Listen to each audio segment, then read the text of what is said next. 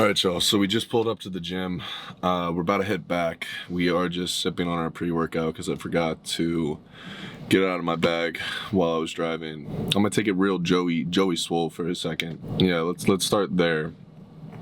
In terms of like when you see people in the gym, you don't know necessarily what people are going through or what insecurities or what like reasoning somebody is going to the gym, right? And creating a hostile environment where you're judging people, it strips away the whole premise of what the gym, the fitness community is supposed to be, which is all like, it's community driven, right? Don't get me wrong, like the first gym like I grew up going to, other than my high school gym, was a YMCA. And I ended up working for like an internship at some point at the YMCA. I was very like involved, so I completely understand the community aspect and like the giving aspect, especially in that regards of a non-profit.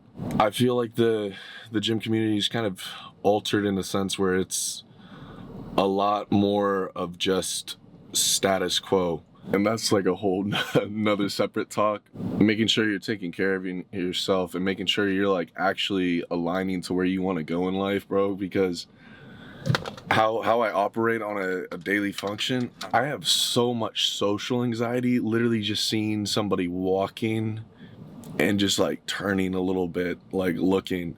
Everything's how we perceive it and make it up in our head, not saying that justifies anything in terms of labeling people pedophiles in the gym for mic'd up videos or things like that. Predators. I meant predators.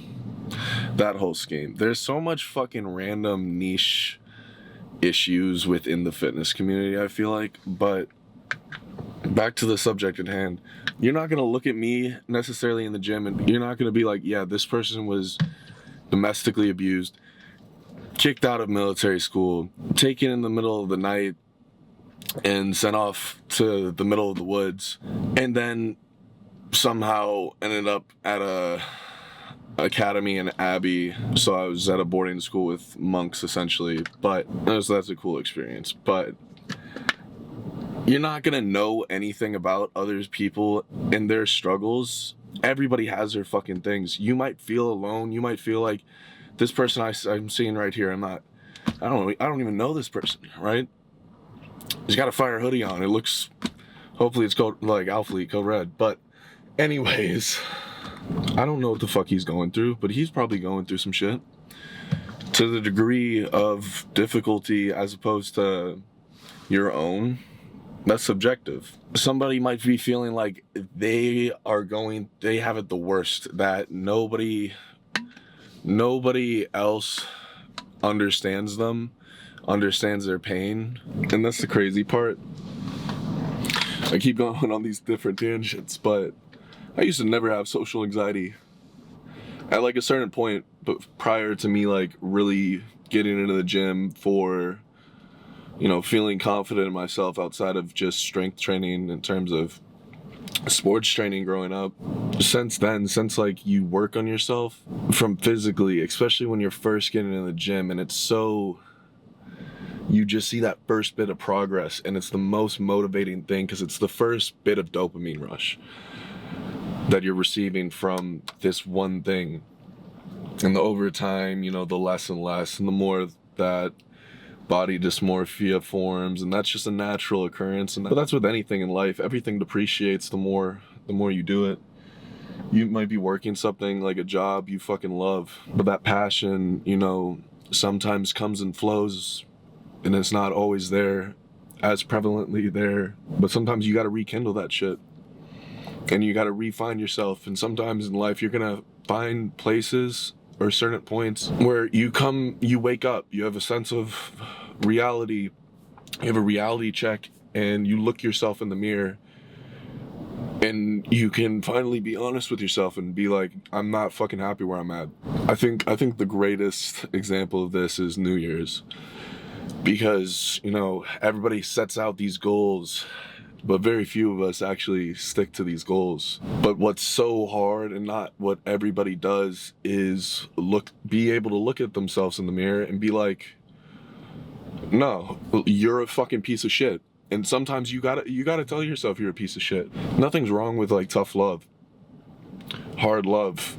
That's like what a fatherly love is supposed to be. It's supposed to assert you. It's supposed to mold you. It's supposed to do what society wants in terms of building us males as non-emotional, that we don't have our struggles. And that just relates back into what I was saying, that, you know, everybody goes through their shit. And, you know, it's nice to have people who actually care. And when you find those people, that's when you don't push them away. I feel like this is a trauma dump. But, you know, it's 2023, so I feel like I can get away with it as calling it like a lore explained. But, you know, going back into why I first got into the gym, you know, not necessarily weight training, but I was literally I was in 5th and 6th grade. You know, and I grew up not really having much. And I want y'all, before I go on, let me just express, I'm sorry I had to look directly at the camera, but certain things are hard for me to talk about. Just with, you know, family members' involvement in my life and indirectly siblings and things like that, so it's hard for me to talk and open up about that. But, you know, I grew up not really having that much. I had enough. I was very blessed, but it was just me, my mom, and my brother. And, you know, a lot of shit changed, and there was a point where I was domestically abused, and that shit built a resentment in me, because I remember being, you know, such just a caring person, this really caring kid. But, you know, when shit happens, shit makes you. And whether you realize it or not, these moments in our life define us to however we want them. But if you don't address them, I feel like, is when you let them control you and you don't have control in your fucking life. But going back into what I was saying, I think the most important thing is just realizing again that you're not alone. If you're watching this, you're literally not alone. And that's the reason, you know, I want to talk about things. I want to be open. I want to share. Is because people, you know, people don't want to talk about it because it's just, especially in terms of men, not societally accepted to the fullest, especially in terms of what, you know, the gym community has become. But I want to be able to be somebody who can at least talk about it, just so if you're watching this, you don't have to feel alone like I do. And I try to remind myself too that I'm not alone. That any single person watching this, any single person that I walk past, any single person that I hurt, you know, they're going through shit too. We're all going through fucking shit. But all I'm gonna say is, you gotta find an outlet. And I feel like, you know, the gym might not be, you know, everybody's favorite, but I think it's one of the most healthy outlets out there, outside of professional help. That's my TED Talk for the day. Now it's time I turn off the autistic switch and try to go hit some back. But who knows? If I have a sick pump, you know, I'll probably see it. I'll record that at least. But today I gotta use this as an outlet for myself and just lock in. And sometimes, you know, I will end this by saying, you know, pain's inevitable. But, you know, suffering's a choice. And that's what I meant by saying that what happens to you, what hurts you, dictates your own pain. And you can do anything you want about it. But if you're hyperfixating on one outcome, you're negating all the other possibilities out there. You know, you can want something. You can really fucking want something. You could want someone or anything, but like, you ultimately just have to have faith in things. You just gotta let things come. Because if not, you're just gonna keep this wound open. You're not gonna let your wounds fucking heal. I could talk for days, dude. I really gotta talk more to the camera. Because I missed this. This was what I did when I first did YouTube prep series. And then I started making content I fucking hated. And I didn't, again, and going back into it, I didn't feel like myself. I wasn't myself. And the videos, when I took a little time off of YouTube, you know, I contemplate deleting all those videos because they weren't me. In May this past year, I almost did something, you know, I couldn't have regretted. And it was the first time I felt like I saw the devil yelling at me in my own reflection. But it was weird because it was my face. My face, it wasn't me. It wasn't me talking. It wasn't me yelling. But my eyes, when I locked eyes with my reflection, I was scared. It was me. And that night was the first night I prayed. I prayed in a long time. And I try to consistently do it. But, you know, it's hard. It's hard to have faith. It's hard to have faith. Because it's fucking faith. You just gotta believe. And you know, the older we get, the more closed off in our headspace we become. I feel like, or we just go to church for the status quo, just to say we did it, just because we're a picture perfect family or a picture perfect man. But I think it's really worth it to have faith in whatever's meant to be will be when the time comes. Good things aren't supposed to be just given to you. It's the same thing like growing up as a kid and you get those spoiled kids who just get whatever the fuck they want whenever they want.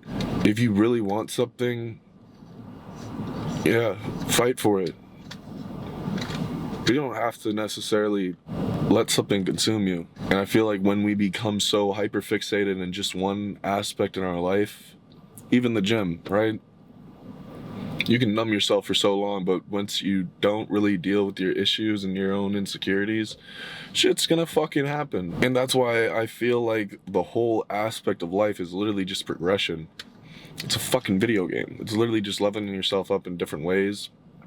But I feel like focusing on your mental health at first, to be where you can function, is the first step, and then followed by that is when we once we numb the pain, right?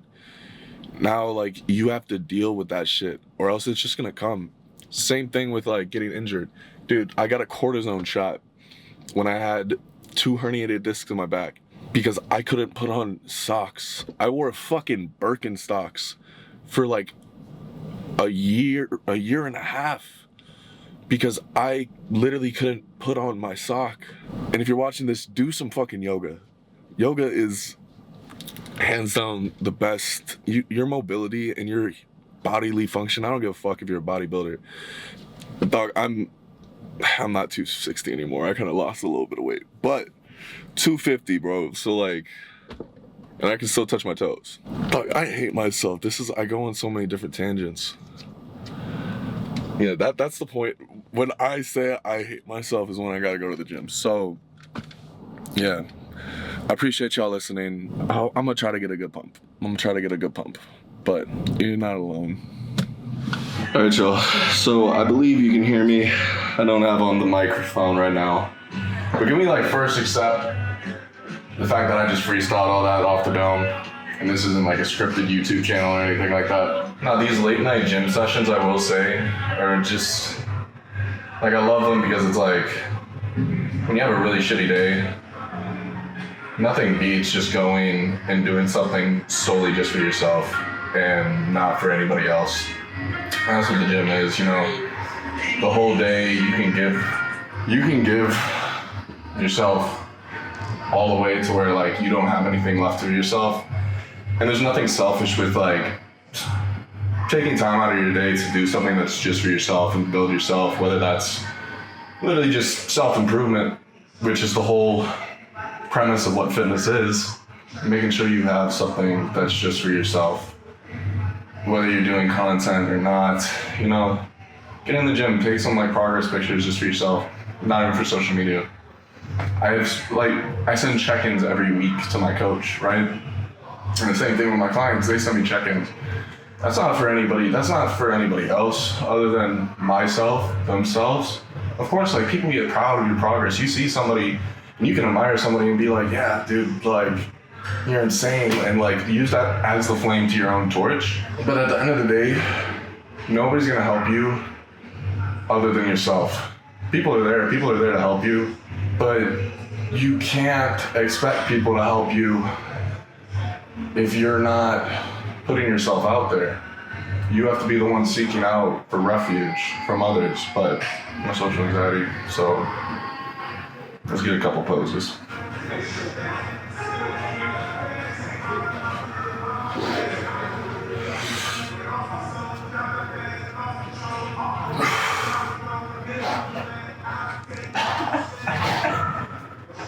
Okay, that's it. Let me try. Straight on, that looks insane.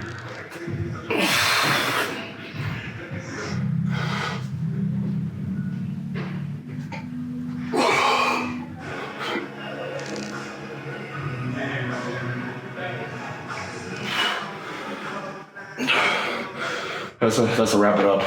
Appreciate you all again being my voice, because, you know, I'm fucking 2 master's degrees and dyslexic as hell, can't even write legible, so journaling's not really a thing, an option. So it's nice to be able to talk to the camera, essentially like people, talk to y'all. I fucking love y'all, and you're not alone. Like I said, you're not fucking alone.